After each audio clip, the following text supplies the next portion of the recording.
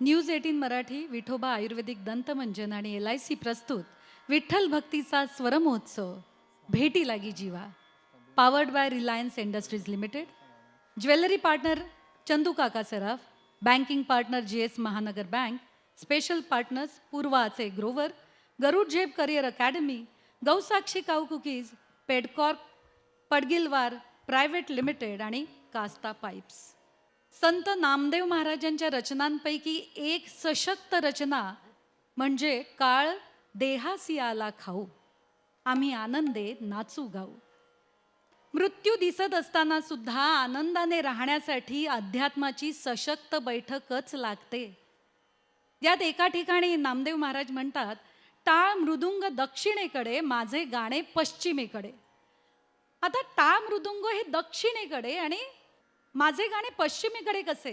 तर वरवर पाहता असं वाटतं की विठ्ठल भक्तीत तल्लीन झालेले वारकरी जे असतात त्यांचा ताल जरी चुकला ना तरी भाव चुकत नाही. ताल मृदुंग एका बाजूला वाजतायत, त्यांचा गाणं दुसरीकडे वाजतंय, तरीही ते तल्लीन आहेत असं म्हणायचं आहे का? पण नीट विचार केला तर लक्षात येतं की दक्षिण दिशा ही मृत्यूची दिशा आहे.